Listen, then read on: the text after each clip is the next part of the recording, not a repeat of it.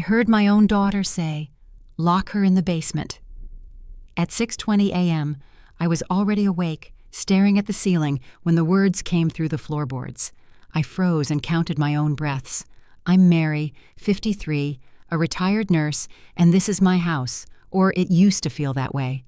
We had a morning ritual that once kept us steady. I set 2 cups. She stirred hers with a little clink. That sound meant peace to me. We would sit in the sunroom and talk about errands, about simple things, and I believed we were safe. I was not dreaming. The next sound was a bolt sliding, metal on wood. It startled me so hard my fingers felt numb. I went to the basement door and pressed my palm to the grain. The basement door should never have a lock on the outside. It did. I knocked and kept my voice even. "Claire, what is this?" "Go back downstairs," she said. "It's safer there." Safer from what? No answer. Only a footstep and the hush of a hallway I cleaned 100 times. I looked at the family photo frame on the wall, the one with all our smiles. Its glass caught a sliver of gray morning. My own face looked unsure. I hated that. I kept my words slow, like during night shifts when panic makes people say wild things. "Open the door, please." My stake was plain. If I stayed silent, I could lose my home and my freedom. I tried again, lighter. "We'll have tea. We'll talk." "Later," she said. "Rest." That one word pressed down like a hand over my mouth. I wasn't tired. I wasn't ill. I held the knob and felt how cold it had become. "Claire, this is my house." "It's our house now." 4 words, each heavier than the last. I thought of bills I'd paid for years, the roof repair, the tax notice I cleared with my savings. My savings. I remembered the day she helped me set up online banking after her father died. "It's easier, Mom," she said. Easy is a dangerous word when trust is the price. "Why is it locked?" I asked. "For your safety." 3 more words, soft and sharp. Safety can be a leash when someone else holds the loop. I tried a different tone. "Mark?" I called. "Are you there?" Silence answered. Silence has a shape when you live with people. This one had edges. I pressed my temple against the door and kept my voice low. "I'm going to count to 3. You'll open it and we'll sit like we always do." Old habit kept me steady. 1. "She needs rest," Claire said from farther away. 2. A chair scraped, a whisper I couldn't catch. 3. Nothing. I felt my mouth pull thin. I had to set a boundary or vanish inside this house like dust. "I'm not agreeing to this," I said. "Unlock it." Her reply came with no warmth. "Stop making a scene." I breathed in through my nose and out through my mouth, the way I taught patients who feared needles. Calm is a tool. Calm does not mean weak. I stepped back and took in the hallway again. The photo frame, the scuffed baseboard, the key hook with a missing key. My house key. When did that go missing?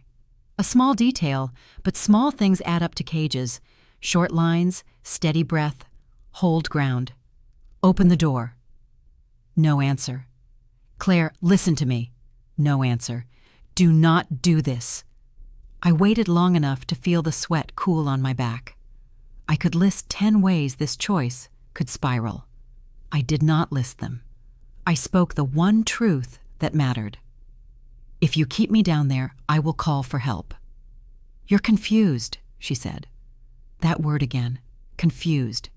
It crawled under my skin. Confused means don't trust yourself. Confused means sign here and don't read. I would not wear that word. I tried kindness even as my jaw ached. "Remember the sunroom? We can fix whatever this is. Go downstairs." I looked at the photo frame again.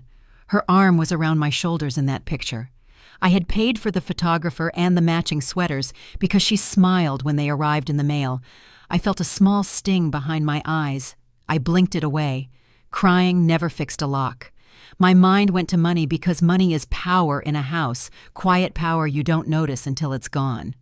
I thought of my pension check and the day she said she'd handle the utilities so I wouldn't worry. I thought of the property tax receipt she placed on the table like a favor. How much had I handed over in trust? Enough to build a wall behind a door. "Last time," I said. "Open it."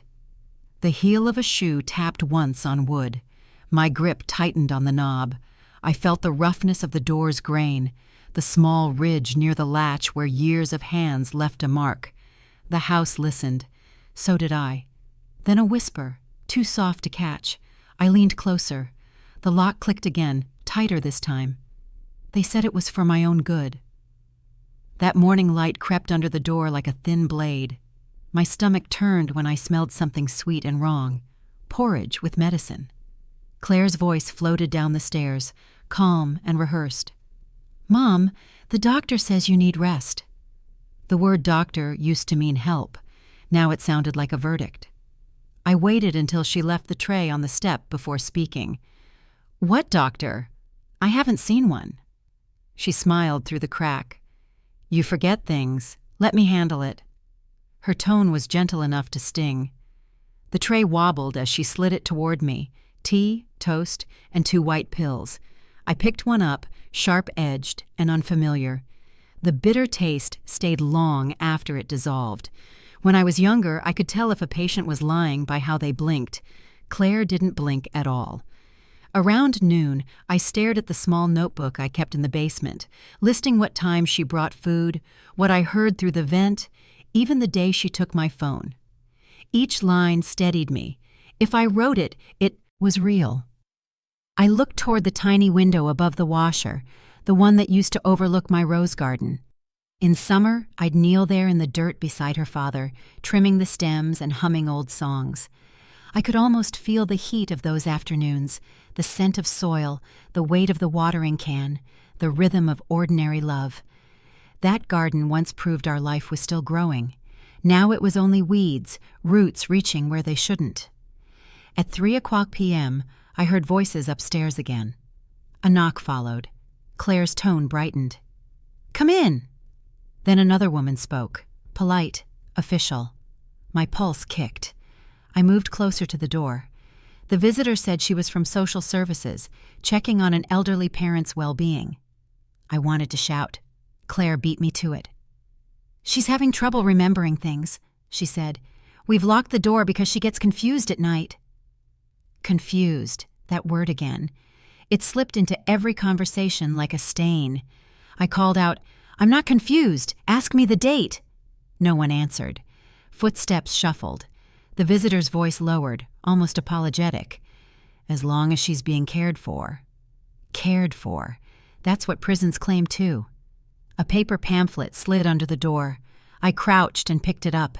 A welfare brochure about elder care rights. I read every word, the ink faint, the pages smelling of cheap perfume. Somewhere between family supervision and mental evaluation, my chest tightened. Claire had planned this. She needed me classified as unstable so she could keep control of the house and my pension. The stakes were plain. If I didn't fight this lie, I'd lose the life I built with my own hands. When the visitor left, Claire leaned close enough for me to hear the rustle of her blouse. "You see, everyone agrees. Rest is best." "You're lying," I said quietly. "Stop worrying. You'll thank me later." "I won't." She sighed, the sound of someone sealing a box. Then I heard the latch slide again, slow and final. I stayed sitting on the step, holding the cooling tea in both hands, the surface trembling. I imagined the garden outside, the roses wilting, the gate rusting shut, and wondered how long before the world forgot I was still here. The visitor left, and the key turned again. One sheet of paper changed what I believed about my child. It slipped out of her jacket pocket when she set the grocery bag down. I caught the white edge before it disappeared beneath the step. The air smelled faintly of dust and detergent. My hands shook as I unfolded it. A single sheet, bank letterhead. Her name printed at the top, mine crossed out in thick blue ink. She was now the sole owner of the house, not shared, not temporary, sole. I read it twice, then again, hoping the words might change. They didn't. I had trusted her signature guides, her patient voice the day she'd said, "It's just a refinance, Mom. Easier for taxes." I remembered the pen in my hand, her palm warm on my shoulder. I had signed without reading, the way you do when love makes you lazy. That paper burned hotter than any lie. I sat on the cold floor, tracing the embossed letters. Everything I worked for, every night shift, every unpaid overtime, every saved dollar, had been traded for her convenience. My house, the pension money folded into its walls, gone with one pen stroke. I waited until 9 p.m. when the house above went quiet. A single bulb flickered overhead, buzzing like a fly that wouldn't die. I pulled myself to the small window and whispered into the dark, "Paul." The neighbor's porch light glowed faintly across the yard. "Paul, can you hear me?" He answered, startled. "Mary, what's wrong?" "Please," I said, keeping my voice low. "I need you to check something for me. At the bank." He hesitated. "Claire said you were—" "Don't finish that. Just check. The house. My name." The quiet between us stretched. "I'll go tomorrow morning." "Thank you," I whispered. I slid the paper under the mattress where she'd never look. My pulse thudded in my ears. Above me, I heard footsteps, hers, steady and confident. She thought she had buried me alive in trust. At 7:30 the next morning, the light outside turned pale and cold. I heard her humming upstairs, same tune she used to sing when she wanted something as a child. The kettle hissed. The smell of coffee drifted down the stairwell. I used to love that smell. Now it meant control. It meant she was spending my retirement, maybe paying down her own debts with my money. Money I'd saved for repairs, for taxes, for emergencies, not for betrayal. Around noon, Paul called through the window again. His voice was soft, nervous. "Mary, I went to the bank." My heart slammed against my ribs. "And?" They confirmed it. The title's under Claire's name alone. My throat dried. "When?" 3 months ago. "That's when she asked me to sign those forms." He sighed. "She sold it already, Mary. It's done." The words felt heavier than the locked door. Sold. Already. I gripped the edge of the mattress to keep from falling. I wanted to scream, to break the bulb, to tear that letter to shreds, but proof mattered more than rage. Proof could get me out. I slid the paper back into its envelope and whispered, "Keep quiet for now, please." Paul nodded, his face pale in the light. "I'll help you." I thanked him, my voice cracking. After he left, I lay awake, staring at the ceiling. Every sound upstairs turned into suspicion. The opening of a drawer, the ring of her phone, the faint laugh that no longer sounded like hers. I thought of the years I'd paid off this house, one check at a time, never missing a payment, even after her father died.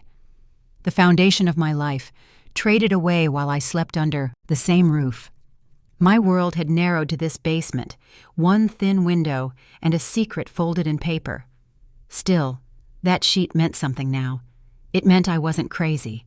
It meant she'd taken what was mine, and that was something I could fight. Then, just before midnight, Paul's whisper came again through the window. "Mary, she sold it already." If I couldn't move freely, I could still watch. I found the old phone behind a toolbox. The charger was missing, but the little screen blinked awake. I wiped it on my sleeve and turned it sideways toward the vent. The kitchen was above me. Air slid through the metal slats and carried voices. I kept still and listened to the hush between footsteps and the low hum of the refrigerator. Hearing became my only open door. I set the phone on 2 paint cans and wedged it with a clothespin. The lens framed gray square openings in the vent. If anyone bent down, they'd see it. I whispered, not a prayer, just a rule. Stay quiet. Stay small. Stay ready. My hands stopped shaking once the red dot appeared. Recording meant I wasn't invisible anymore. At 12:10 p.m., they made lunch. A chair scraped. Mark spoke first, casual as weather. "Once it's sold, she'll go to a care home." Claire laughed. "Paperwork's already done." "I told the agent to push faster," he said. "She won't fight," she answered. She's tired. I stood closer to the vent, steadying my breathing. Each word slid down to me like loose coins. Money again. Money had turned every kindness into leverage. I thought of the bill for last winter's oil and the day I used my pension to cover their late car payment. I had called it helping. They had called it normal. I focused on proof, not pain. The phone needed power. I watched the battery icon drain like water from a cup. I rationed the screen, letting it sleep, waking it when voices rose. When the house quieted, I counted steps to the window and checked the yard. Paul was trimming his hedge. "Paul," I whispered, "I need a charger." He moved closer, wary. "Does Claire know?" "No, please. Small cord, old style." He slipped a bundle through the narrow gap by the frame, wrapped in tape to keep it clean. "Be careful." I hid the cord under the blankets and wound the plug around a nail. When the phone began to charge, a warm thrill ran through me. The fight had a body now. Pictures, sound, time. If they called me confused, a recording would answer back. Later the door opened at the top of the stairs. I stood in shadow and kept my voice even. "I need to use the bathroom." Access was the only thing I could request without begging. "After dinner," Claire said. "That's hours away." "Rest." "Unlock it." "Stop pushing." "Open it." "Not now." "Then bring water." The tray slid down 2 steps. I waited until she left to take it. Control was rationed now, sip by sip. I checked the screen again. The last clip held their noon words, clear enough to understand, cruel enough to replay. I saved it with a simple title and watched it once more to be sure. My stakes were simple. If I could gather a trail, someone outside this house would see me as a person, not a problem. Sun moved across the basement window and thinned by late afternoon. I tested the flashlight once, brief, sweeping it across the concrete to find a better angle for the phone. Then I tucked it away. Light could betray me. By 6:40 p.m., pots clanged upstairs. They spoke lower, like people hiding a card game. My shoulders ached, but I kept close. Proof before sleep. Proof before fear. I imagined printing the words one day and setting them on a desk that mattered. I waited. The staircase creaked. I heard her hand on the rail. The battery icon blinked red, a tiny warning I could not ignore. My pulse stepped faster, matching the soft tread above. I leaned toward the vent and tapped the screen awake, praying for 10 more seconds of power. The phone beeped. Low battery, just as she came down. The wood cracked louder than my heartbeat.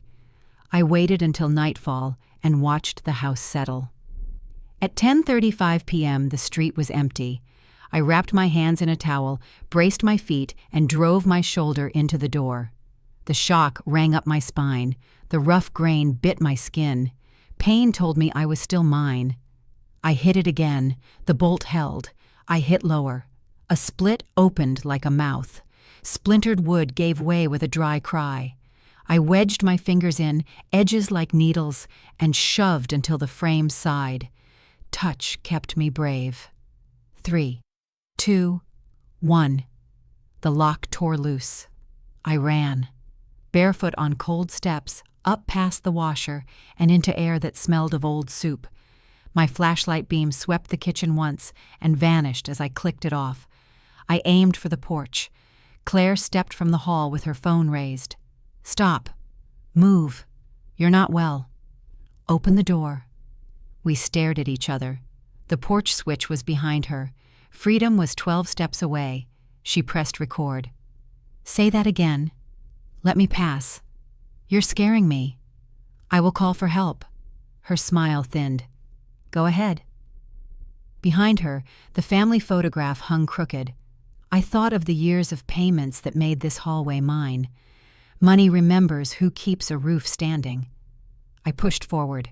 She grabbed my arm. The twist was fast and sure. Heat shot to my wrist. "Let go."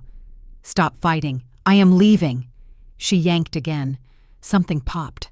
I gasped, then lunged and slapped the porch switch. Yellow washed the steps. The light drew the street like a stage. Paul's door opened. "Mary? Help me." Claire turned her phone toward him. "She's confused. She attacked me." He hesitated, then raised his phone.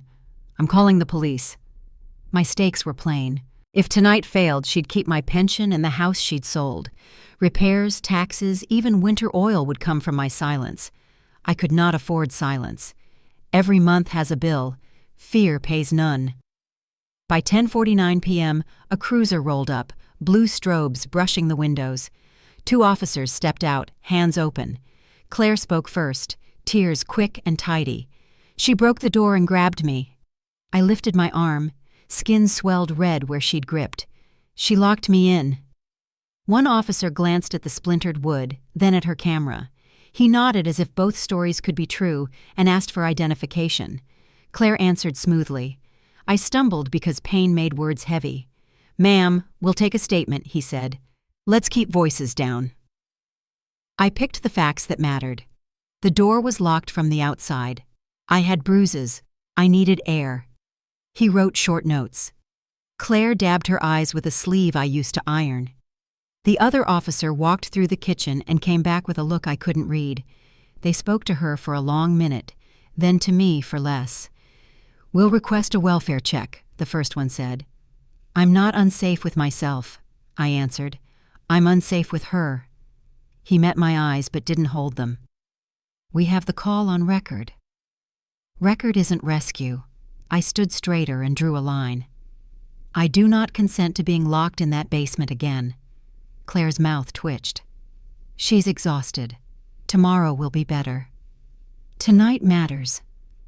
If they left without hearing me, this house would swallow me whole." They left. The porch went dark. Paul hovered at the edge of his yard, hands helpless at his sides. I stepped backward into the hall, nerves buzzing, the air colder than the pavement outside. Paul whispered he was sorry. She closed the door with slow, careful pressure, the way someone seals a box. Her breath touched my cheek. Her voice was barely louder than a thought.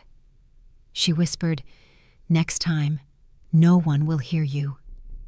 If they wouldn't believe me, I'd build my own case. I started by writing every single thing that happened. Dates, what time the door locked, what food she brought down, what she said, and what I answered. I filled 3 pages before noon. I had nothing else but time, and time could turn into proof. Paul brought a printer from his garage. He said, "If they see it on paper, they can't deny it." I watched the page slide out, the first clean line of defense I'd had in months. We printed the bank letter and the police summary he'd copied. I ran my fingers along the paper edge, solid, real, not memory. By 3:30 p.m., I walked to the community center. My knees shook, but I kept my voice steady. A volunteer named Emma listened while I told her everything. She didn't interrupt. When I showed her the letter and the bruises still yellow on my arm, her jaw tightened. "You need legal aid," she said softly. "I can get you an appointment." I told her about my pension. "I don't have extra," I said, "barely enough for groceries." She hesitated. "The first consultation's free, but filing won't be." That night, I sat on the basement step and stared at my wedding ring. The band had thinned over decades of dishes and work shifts. It was the only thing untouched by Claire. I turned it in my palm, cold metal against warm skin, and thought of what it used to mean. Love, safety, belonging. Then I slipped it off. The next morning at 8:45 a.m., I took a bus downtown. The ticket cost $2 and change. I felt each coin leave my fingers. Every fare, every payment, every missing dollar now had a face, hers. I walked into a pawn shop, signed a small slip, and sold the ring for enough to cover one appointment. Betrayal wearing gold. But I needed that meeting more than memory. Emma had already scheduled it. The legal aid office smelled of paper and coffee left too long on a burner. A man in a gray suit looked over the binder I'd assembled. Inside it were videos from the old phone, copies of the forged letter, a list of the nights I'd been locked away. My handwriting wavered, but the facts didn't. Each page carried a piece of me clawing back truth. He flipped through the binder slowly. "You made this yourself?" Yes. Any witnesses? Paul, the neighbor. He nodded. Good. Keep him close. Judges listen when there's a second voice. The words landed heavy. Judges. Not doctors. Not family. Judges. My story had moved into a system now. That meant cost, time, signatures. But it also meant record. Record meant power. I leaned forward. She took my house, my pension. She told people I was unstable. He lifted the bank letter, eyes tracing the crossed-out name. This signature. Was it on anything else? Utilities, insurance, taxes? She made me sign things after her father died. I trusted her. His eyes stayed on the ink. I saw him understand, not just sympathize. Understanding is rarer than comfort. I told him, if I don't fight, she'll win everything. She already took enough, he said quietly. When I left, the sun had turned sharp and white. I counted my bus change again and held the receipt from the pawn shop. Proof of what love cost. Proof that I still had choices, even if small. At home, I added that receipt to the binder. Last page, bottom corner. Each item in that binder was more than evidence. It was voice rebuilt from silence. It was me saying, I exist. When I handed the folder across his desk that morning, he looked up, eyes widening. This is elder abuse, he said. Her lawyer called mine before I even spoke. At 9:15 a.m., the phone rang on his desk. I could tell from his face before he said a word, something had shifted. He hung up slow, then looked at me across the stack of folders. They're moving. First, he said. She's filed a claim saying you've been harassing her. I stared at him. Harassing? I was locked in a basement. She's alleging instability. It's a strategy. Control through fear. He slid the paper across. The letterhead shimmered with her attorney's name. Each line twisted truth into threat. I read the words cease and desist 3 times, as if repetition could dull them. My pulse thudded in my ears. The room smelled faintly of coffee and toner, sharp and dry. She has resources, he said quietly. You have evidence. Don't confuse the two. Easy for him to say. She had the proceeds from selling the house, the accounts, everything my late husband and I built. I had a pawn ticket and a binder of proof. Money buys silence. Truth only buys time. He advised, stay calm. Don't respond directly. We'll request a hearing. I nodded, but calm doesn't pay rent. The legal clock ticks by the hour, and every hour costs. I left his office feeling like I'd stepped into a storm with no umbrella. Outside, traffic hummed and sunlight hit too bright on the sidewalk. I needed air, but didn't want to go home. That house had turned into an accusation painted in drywall. By noon, I sat on a bench near the post office and unfolded the letter again. Defamation, it said. Emotional distress, it claimed. My own daughter using law as a weapon. The world bends easy for those with funds. I whispered, You're not going to bury me with paperwork. That night, the phone kept blinking. Missed calls, then silence. My cousin left a message. Claire told us you're sick again. We're praying for you. I deleted it before it could finish. The smear worked faster than truth ever could. Reputation travels quicker than recovery. At 7:40 p.m., I boiled water for tea. The kettle whistled louder than usual, like protest. I poured, hands shaking, and sat with my binder spread open across the table. The pages were wrinkled at the edges from being turned too often. The vent recording still played on my phone, a sliver of voices, laughter over cruelty, proof that I wasn't imagining it, proof that reality had weight. I pressed the speaker to my ear, the muffled sound trembling through me. You can't keep her forever. She's not going anywhere. She's dangerous. Those words, their rhythm, my life condensed into 12 seconds of evidence. I hit replay until the battery dipped below 10%. The next morning, my lawyer called. She's pushing for a mental evaluation, he said. Standard move, don't panic. I laughed once, short and hollow. Standard for who? Predators? Stay steady, he said. Truth doesn't scream, it waits. I spent the afternoon photocopying the vent transcript, 1 page at a time, at the community center. Each copy cost 10 cents.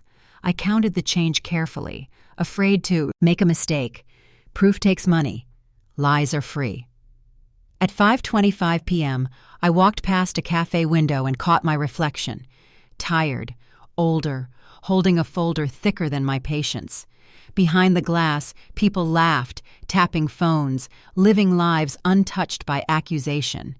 I wondered how many believed her already. That night, my phone buzzed again. This time it wasn't a call. It was a notification. My breath caught. Her name lit the screen. Public post. A picture of me outside the community center. The caption read, "My poor mother refuses help. Please keep her in your prayers. Mental decline is cruel." I froze. The comments flooded under it. Hearts, sad faces, pity. No one questioned her story. The digital crowd nodded in silence, like witnesses paid in attention. I set the phone down slowly, heart heavy, mouth dry. The stakes were clear now. She wasn't just stealing my house, she was erasing my name. Then Claire posted my picture online, calling me insane. By evening, the whole town had an opinion. The photos hit first. I saw them on my phone. The worst one caught me outside the community center with my binder slipping under my arm. The screen glare turned my face flat and pale. I held it closer, squinting at the tiny caption. The letters were crisp and cold, each word placed like a pin. A comment scrolled up. "Poor woman. So sad." Another. "Always been odd." I lifted my eyes. Across the street, the newsstand stacked the late edition. The front page showed a parade, but what drew me was a smaller box on page 2. I bought a copy for $1.75 and spread it open on a park bench. The grainy print showed my outline in the doorway, a grayscale stranger I barely knew. Paul found me there. "You saw it?" "I did." He lowered his voice. "They've been talking." "I can hear them." A couple walked past us. The woman's glance slid over me, then away. Not cruel, worse, deciding. I folded the paper carefully and watched the words tighten into a neat square in my hands. Seeing myself in ink felt like falling through a mirror. I used to read these pages with coffee and quiet. Now I sat on a park bench like a headline no one wanted to claim. "Maybe wait until court," Paul said. "People talk less when there's a ruling. Truth doesn't need permission." Still I'm not going away." He nodded, but his eyes carried the town's worry. Reputation is its own currency. Once someone spends yours, you don't get it all back. The stakes were simple. If the smear stuck, the binder wouldn't matter, and I'd lose more than a house. I'd lose my name. At 4:10 p.m., the church bells rang. The sound pushed birds off the library roof. I checked my phone again. More posts. Someone from the bakery wrote, "She yelled at her daughter last winter." A lie grows legs when fear feeds it. A classmate from years ago added a memory I didn't share. People love a story where someone else falls. I walked to the police station with the paper under my arm. The lobby smelled like floor cleaner and pen ink. I left copies of the vent transcript and the bank letter with the desk clerk. "Please add these to the file," I said. "I'm not unstable. I'm unsafe in that house." He nodded. "An officer will review." "Today?" "We're short," he said. "Soon." I stepped back to the street and sat again on the same park bench. A breeze flipped the paper open to the photo I wanted to forget. I closed it, then closed it again, as if I could fold the town back into silence. 2 teenagers passed and whispered, "Is that her?" "Don't stare." I stood. My voice came out even. "If you have a question, ask." They blinked and kept walking. I didn't chase them. Dignity is a budget too. Spend it wisely. The phone buzzed. My cousin's message was shorter now. "Maybe let Claire handle things. You need rest." I deleted it without replying. Rest is what they call surrender when it benefits them. I called Paul. He arrived with 2 coffees he paid for, refusing my crumpled bills. "You'll owe me a story when this ends," he said. "It will end? It has to." We sat with the newspaper between us, like a third person listening. I took a breath. "3 lines," I said. "No more hiding." "Careful," he warned. "I know." I stood and practiced the words I would say to anyone who asked. I wasn't confused. I was locked in. "I have proof." The sentences felt small, but they held. He watched me, quiet, the way people do when they're not sure where your courage will land. As the streetlights flickered on, I walked past the market window. Inside, a woman I'd known for years looked down fast, then busy straightened a stack of canned peaches. Public silence is a wall no hand can climb. I pressed my palm to the newspaper and anchored myself in paper facts. Proof doesn't ask to be liked, it asks to be read. At 8:05 p.m., I set the clipping on my kitchen table and took a picture of it with my phone. Not the grainy photo of me, the column inches that could be compared to what I would file tomorrow. Seeing mattered. Dates mattered. The town might look away, but ink doesn't blink. I rinsed my cup and stacked the day's receipts under the binder's flap. Copies cost money. Bus fares cost money. Dignity costs the most. I felt every dollar leave my hand and refused to regret a cent. I had just sat down when the phone rang. The display showed the station's number. A young voice came on, steady and alert. Then the officer called next day. "We found something." They traced money I never touched. The officer slid a printout across the desk at 10:15 a.m. The paper looked harmless, lines and numbers like any bill I'd paid my whole life. I lifted my cup and took a sip of tea I'd made too strong. The taste went bitter on my tongue, like pennies. He tapped the page once. "Funds from your pension were moved here." "By me?" "By someone using your name." A second knock on the door, and a bank manager stepped in with a folder the color of wet cardboard. She didn't sit. "We reviewed transaction logs," she said. "There's a new account under Claire's name. Your signature appears on the opening forms." I didn't sign anything. She set a copy beside the first printout. "On June 3rd at 10:14 a.m., $12,000 left your pension. It landed in her new account 20 minutes later." I breathed once, deep and slow. 12,000. The number settled in the room like an iron weight. That was 2 months of my check, the cushion I kept for repairs, the extra I'd saved in case the heater died in winter. It wasn't a mistake. It was a plan. "Is this forgery?" I asked. The officer nodded. "Looks like it. We'll confirm with our analyst." He dialed a number. The phone on his desk clicked and hummed. Then he spoke in short, even sentences. The bank manager watched me with careful eyes, like someone standing near a ledge with another person's wallet in her pocket. When he hung up, he said, "We'll file today. You'll need to give a statement." "I'll tell you everything," I said. He opened a small recorder. I told him about the forms I'd signed after her father died, how she'd said it would help with taxes, how my bills had shifted to autopay under her email. I kept it plain. The truth doesn't need a speech. It needs daylight. He glanced at the folder again. "There's a phone authorization on record, too. A call placed 2 minutes before the transfer." "A phone call from who?" He tilted the page. "From her number." The bank manager cleared her throat. "I'm sorry this happened." "Sorry doesn't reopen a house." She flinched. I didn't soften it. The stakes were simple. If I didn't nail this down in ink and voice, I was a story they could rewrite. The binder in my bag felt heavier with every minute. Proof adds weight wherever it sits. At noon, my lawyer arrived. He skimmed the pages, then looked up with a smile I hadn't seen before. "This shifts power." "Does it?" "Yes. Money leaves footprints. Judges like footprints." He called the clerk and asked for a motion slot. The word hearing came up and held steady, like a doorstop in a wind. He pressed on. "We'll attach the printouts and your transcript. We'll request immediate questioning." They ushered me to a quieter room to sign a statement. I wrote my name slowly, careful with every letter, a kind of repair. When I finished, the officer said, "We may bring her in this afternoon." "Today?" "Yes." I texted Paul one sentence. They found a hidden account. He replied with a row of words that felt like a hand on a shoulder. I'm outside if you need a ride. By 2:40 p.m., we were back at my kitchen table. The ledger copy lay beside the teacup, ink shining faint under the window. I touched the edge and let the truth bleed into the grain of the wood. She used me like an ATM, I said, and she said I was the one who was confused. Paul shook his head.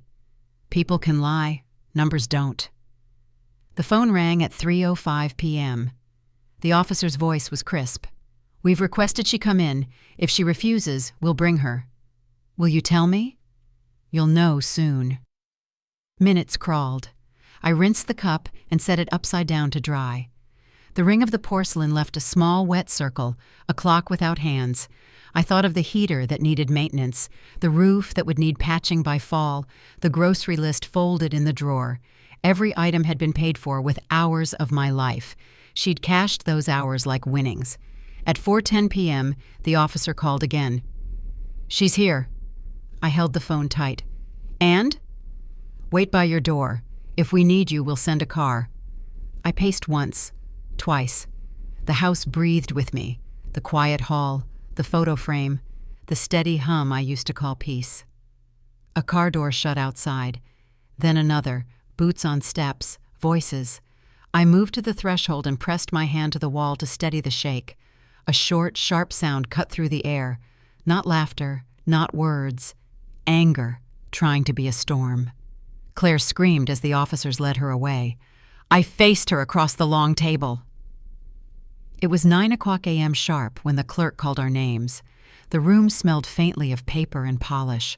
The long table between us looked like a river I'd spent years trying to cross. She sat on the other side, hands clasped, eyes fixed on the judge's desk. I wondered if she'd even recognize my voice when the recordings played.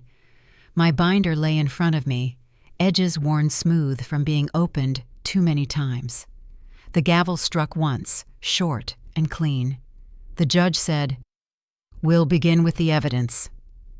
The first sound that filled the room was my own voice from the basement. "Open the door. Please, open the door." Then Claire's reply, calm, almost bored. "You need to rest." The playback stung like fresh air in a wound. Each word came back from the speakers, unblinking. The officers stood near the back wall, heads low, hands behind their belts. I could feel Paul beside me, his breath slow, his shoulders squared. He had promised to speak when called. The prosecutor lifted the folder of financial records. "These statements show pension withdrawals totaling nearly $40,000, she said, "transferred to an account opened under the defendant's name." Claire's lawyer rose, voice polished to sympathy. "There's no malice here, Your Honor, just a daughter overwhelmed, love twisted under pressure." Love. The word scraped the air. I tightened my grip on the binder, thumb pressing against the edge of a photograph tucked inside, our last Christmas, the one before everything changed. I'd kept it there to remind myself what I was fighting for, not revenge, but truth in daylight. The judge leaned forward. "Overwhelmed doesn't justify false signatures or confinement." I looked up then. Claire's chin trembled. She stared at the papers as though they might erase themselves. Her lawyer whispered something, but she didn't nod. For the first time since it began, she looked smaller than her lies. Paul was called next. He walked to the stand, voice steady. "I heard her cry for help more than once," he said. "I called the police, but they left after Claire said it was a misunderstanding." "Did you see the basement door locked?" "Yes, padlocked from the outside." His words dropped like stones into a well, each one echoing down. I exhaled slowly, almost afraid to make a sound. Truth was finally doing what I couldn't. It was speaking for me. The judge turned to me. "You recorded these clips yourself?" "Yes." "Under what circumstance?" "I thought I might die down there," I said quietly. "I wanted someone to know." Silence held the room. Even her lawyer didn't interrupt. The judge's pen scratched across paper, steady and deliberate. I realized that silence can be louder than any scream when justice finally listens. By noon, the playback of the bank clerk's statement began. Her voice confirmed the forged authorizations, the phone calls, the withdrawal slips. My lawyer passed a copy of the bank ledger across the table. The judge nodded, reviewing the signatures side by side. "Forgery is clear," she said, "and the intent to defraud is not in question." Claire's lips parted. "I was trying to protect her," she said, breaking the hush. "She couldn't manage things anymore." "You took her freedom and her property," the judge said. Claire shook her head, tears streaking down her face. "I was scared," she whispered. "I didn't mean—" "Intent follows action," the judge interrupted, "and your actions were deliberate." I watched her then, her shoulders, the same shape I'd once leaned against in better years. For a flicker of a second, I almost pitied her. But pity had no place here. The warmth that used to bind us had turned to ash in the quietest way possible. Paul looked at me, eyes asking if I felt peace. I didn't. I only felt finished. The judge stacked the files, adjusted her glasses, and spoke clearly so the words would carry. The air held still, every ear waiting for closure. The judge said, "Sentence deferred pending restitution." My face was back online, but this time vindicated. It was just past 6:30 p.m. when the broadcast began. The living room glowed blue from the TV, the same corner where I'd once sat watching them call me unstable. Now the same anchor spoke my name again, this time followed by the word "cleared." The hum of the screen filled the quiet house, a sound almost too soft to believe. I held my cup of tea steady, steam brushing my face like a question I wasn't ready to answer. Reporters had crowded my porch that morning, voices sharp against the fence. One asked, "How does it feel to win?" I told them, "It's not winning when your child is the reason." The line made its way to the headline that night. I hadn't meant for it to, but truth, once said aloud, doesn't ask for permission to travel. The footage showed the hearing room, the same long table, the same binder in front of me. The anchor recapped the sentence, restitution and community supervision. Claire's photo flashed on screen. Her face blurred slightly, as if the camera couldn't decide whether to protect or expose her. The narrator's voice said, "A case of elder abuse that shocked Maple County." I turned the volume down halfway, not out of shame, but because I already knew every word. At 7:10 p.m., a soft knock sounded. I opened the door to find Paul holding 2 mugs. "Tea," he said. "Thought you might need one that wasn't reheated." "Thank you," I said. "I've had enough cold things for a lifetime." We sat on the porch steps while the sky dimmed. Across the street, neighbors walked slower, pretending not to stare. One waved, cautious, as though forgiveness might require an invitation. I nodded back anyway. Distance heals slower when built by silence. "They're showing your interview again," Paul said. "I didn't ask them to." "I know, but people are listening now." I watched the reflection of the porch light in his cup. "Listening's a start," I said. "Believing takes longer." He hesitated. "She might try to reach out." "She already did." I showed him the message on my phone. Just a name on the screen. Claire. No greeting, no apology. The words read, "Can we talk?" He looked at me. "Will you answer?" "I don't know yet." We let the quiet settle. Somewhere down the block, a dog barked twice, then stopped. The air smelled faintly of rain, though the clouds held still. I thought of the months I'd spent unseen, of the whispers that replaced my name, of the price I'd paid to be heard again, every dollar I'd lost. Every penny spent on lawyers, printing, bus rides, postage, had bought this one fragile thing, truth in daylight. At 8:00 p.m., the evening news replayed the segment. My quote scrolled across the bottom of the screen. "It's not winning when your child is the reason." Paul glanced at it and said, "That line's going to stay with people." "It stayed with me first," I said quietly. Words have weight when you've carried them too long. The phone buzzed, again vibrating against the table beside us. I didn't move to pick it up, For a moment, I only watched the light flicker across the porch, the same light that once guided me to the door I couldn't open. Now it shone steady, small, real. I thought about forgiveness, not as something to give, but as something you stop chasing when truth has already arrived. Maybe time would make room for it. Maybe not. But for now, silence was enough. The clock on the mantel chimed 9. The sound rolled through the house, even and patient. I took one last sip of tea and set the cup beside the key that still hung from the hook near the door. It wasn't a symbol anymore. It was proof that I could come and go freely, that the house was mine again. The news faded to commercials. Paul stood to leave. "You'll be all right," he said. "I already am," I replied. As he stepped off the porch, the phone buzzed once more, her name lighting the screen. The phone buzzed. Claire wanted to talk. She came alone, holding the house key. It was 4:30 p.m., the hour when light softens and truth gets harder to dodge.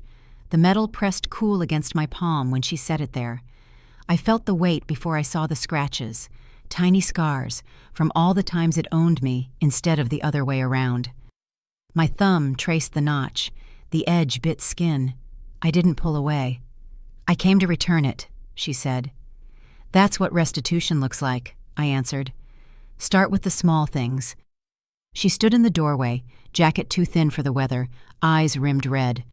The porch light stayed off, though the sky asked for it. I'd learned not to make things easier than they should be. "Can I come in?" she asked.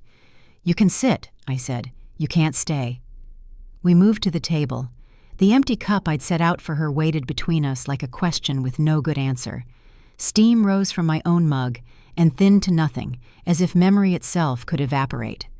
I placed the key beside the photo frame, deliberately, so its outline cast a short shadow on the wood. "I don't know why I did it," she said. "Because you could," I said. She flinched. "It wasn't like that." "It was exactly like that." Her hands shook. I panicked. The bills, the pressure, everything. I thought I'd fix it before anyone noticed. "You locked a door," I said. "You didn't fix anything." Silence spread the way water spreads under a door you didn't close all the way. She watched the empty cup, not me. I let the quiet sit. Some words arrive only when quiet makes space for them. "I sold the wrong things," she whispered. "I sold our mornings. I know that now." "You sold the roof," I said. "And you sold me to your fear." Her shoulders fell. "I'm sorry," she said louder, like volume might prove it. "I'll pay back the money. All of it." "You'll follow the order," I said. "That's not a gift. That's the cost of doing harm." She nodded, jaw tight. "I started a second job, nights at the store. I'll make the payments on time." "You'll make them early when you can," I said. "You'll answer every call from the officer. You'll stop telling people I lost my mind." Her eyes flashed. "I didn't say it like that." "You said insane," I answered. "You wrote it under my photo. Do you remember the laughs you bought with those words? They were cheap then. They're expensive now." She pressed her lips together. "Fine," she said. "I'll remove what I can." "You'll post the truth," I said. "Not just erase the lie." Her breath hitched. "What truth do you want?" "The truth that I asked for help and you called it noise," I said. "The truth that you heard me and still walked away. The truth that the bank signatures weren't mine and you used them anyway." She closed her eyes. "I can't undo it." "You can face it," I said. "Start there." We sat with the sounds of the house, pipes settling, a floorboard giving one soft complaint. I remembered counting those noises in the basement to keep time moving. Now they marked ownership, each creak returning to me like a friend who'd been made to wait on the porch. "I kept a box of mail for you," she said. "Not opened. Statements, letters." "Bring it tomorrow at noon," I said. "Leave it on the step. Do not come inside." "You won the case," she said, voice sharpening. "Isn't that enough?" "No," I said. Safety isn't a prize. It's the floor I stand on. If I forgive too fast, I'll lose myself." She stared at me as if I'd spoken a new language. "You always said family is everything." "Family is not ownership," I said. "Family is consent." Her mouth opened, closed, opened again. "I didn't mean to hurt you," she whispered. "You meant to control me," I said. "Hurt came with it." She glanced at the photo frame. "Can we go back?" "No," I said. "We can go forward, separately. That's what this key means." I slid the metal farther from her, the scrape small and final. Her eyes followed the movement like it was a verdict. A minute passed, then another. Shadows lengthened until the table's edge looked like a line neither of us could cross. "I wish you'd called me Mom," she said, barely audible. "I wish you'd called for help," I said, "before you locked the door." The clock in the hall clicked toward 5. Small sound, hard truth. She placed both hands flat on the table, as if she needed earth. "I am sorry," she said again, quieter, without performance. "I heard that one," I said. "I'll hear it again in payments, in posts, in showing up on time." She stood. The empty cup remained between us. I didn't fill it, didn't push it away. I let it hold what it held. At the doorway, she paused. "Do you want me to call next week?" "Send the box at noon," I said, "then wait for me to reach out." "But what if you don't?" "Then you'll know I'm safe," I said, "and that's the point." She looked at the porch, at the key, at anything but me. Her hand brushed the frame. She stopped herself before moving it, a small mercy, a first one maybe. She stepped outside. Cool air met her. She didn't ask to come back. I didn't offer. The door closed and I locked it, this time from inside. Freedom sounds strange when you've measured silence by footsteps. I woke before the sun, out of habit more than need, and sat at the kitchen table watching the window lighten. By 8 a.m., morning sunlight slid across the floor like a new rule I could finally obey. I opened the envelope from the counselor and pressed the counseling note flat with my palm. It said I was doing the work. I believed it for a minute. Coffee drifted up from the mug, warm and clean, nothing hidden or sharp. The smell reminded me of the days when I used to set out 2 cups. Today there was only one, and it didn't feel like loss. It felt like measurement. 1 cup for me, 1 room I owned with both hands. I pinned the badge from the community center to my sweater and let the morning settle around the table. At the hall, the chairs made a loose circle. I took a seat and waited for my voice to arrive. When it came, it was smaller than I remembered, but steady. I told them about the basement and the long pause I learned to live inside. I said the first night alone, I slept without listening for steps that weren't mine. A woman across from me lifted her chin. "You're safe now," she said. "I'm learning safe," I answered. "It's not a place. It's a series of choices." "Say it again," another voice said. "I'm learning safe," I said, and the words held. The counselor asked what I needed. I knew the list. A repaired door, a changed lock, a savings account with no second name, bus fare for a month, time that no one could invoice. I also needed something cheaper and harder, like patience. "I still checked the window twice," someone said. "3 times," someone else said, and a laugh eased the chairs. I spoke again. "I'm working part-time at the center," I told them. "Paperwork for elders, forms, statements, the stuff that trips people. The paycheck won't rebuild what was taken, but it orders my days. I like the way my name sits alone on the direct deposit line. Money has a voice. Silence has one too. I want mine louder." For a moment, doubt leaned over my shoulder.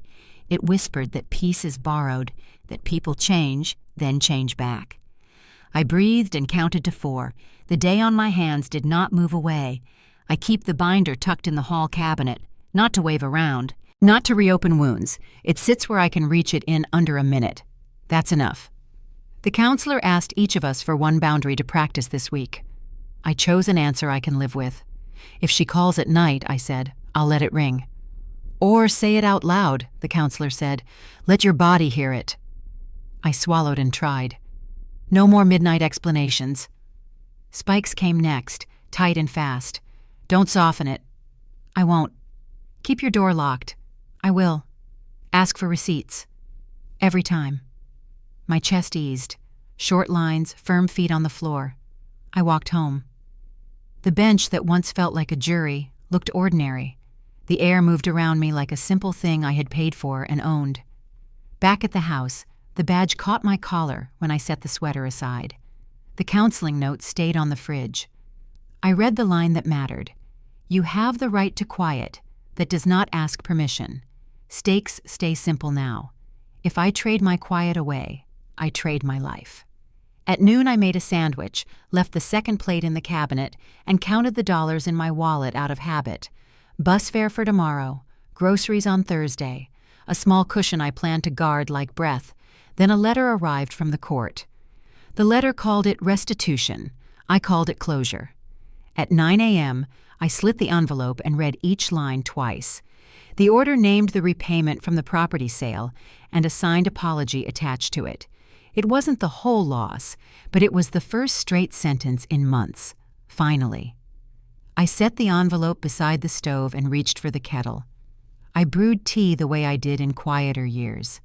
I took a slow sip and let the taste settle. Plain and earthy, nothing sweet to disguise it. My tongue told the truth before my head did. I wasn't waiting for footsteps. I wasn't asking permission to breathe. The house waited with me, steady as breath, steady as bills paid on time. The letter listed an amount, $25,000 due within 30 days. It also promised monthly support for the next year, a smaller stream to help repair the door and the life behind it. It named my right to reclaim fees I'd spent chasing my own name. Interest would not accrue if paid promptly. That fairness surprised me slightly. I traced that line with my finger and felt an old anger unclench. Is money the language of sorry? I asked the empty room, and the room did not argue. I lifted the envelope again and read the apology. It said she had used my trust to take what wasn't hers. It said she would not contest the transfer back. It said the house was mine. I carried the teacup to the porch and sat where I could see the street. The porch boards didn't tense under me. I thought of the pension checks she had rerouted, the nights I counted coins like prayers, the cost of selling my ring. Money had been a leash, then a weapon. Today it felt like a tool in my hand. Paul walked by and raised his chin. Good news, he said. Better than silence, I said. Restitution. He nodded, his smile small and real. You kept going. I wrote it all down. That was the price of voice. We fell into a soft quiet. The porch light across the street clicked off, the day already bright enough without it. I let that stand as a sign. Some things turn themselves off when truth is enough. The phone buzzed once. A message from the clerk confirmed the deposit timeline and the pickup of the signed apology at the courthouse window. No more backdoor business, no more whispers through vents. A public thing, handled in daylight, with receipts and names spelled right. Spikes arrived, brief and clean. Keep the check separate. I will. Don't loan it out. I won't. Save for repairs. First thing. The lines steadied me. I took another sip and let the tea's warmth mark the moment. My stakes stayed clear. Never trade dignity for comfort again. Not for any sum. I wrote a short reply to the clerk, then folded the letter and tucked it in the drawer where the binder sleeps. I kept the teacup in my hand like a small flag. I thought of the judge's words, of the room where my voice was played out loud, of the town that watched and learned what taking looks like. He asked if I would forgive her. I'll let time tell me how, I said. Today, I'll bank what's owed and live in my own name. He tipped 2 fingers and moved on. The street carried on with its simple work. A dog barked once and forgot why. I stood and walked back inside, counting steps because counting calms, not because danger waits. I placed the envelope in the drawer and washed the teacup for another pour. The house held steady, paid for by time, by documents, by stubborn truth. I poured again and watched the surface still. I drank, free at last. No locks left to fear. Did you enjoy this story? Tell me which city you're listening from. I read every comment. If the story touched you, you can support the channel with a super thanks so I can keep bringing more stories like this every day. Your encouragement really helps. I'd love to hear your thoughts and what moments stayed with you. On the screen, you can see 2 new life stories that I highly recommend. There's plenty more on the channel as well. Don't forget to subscribe and turn on notifications. See you in the next life story with respect and gratitude.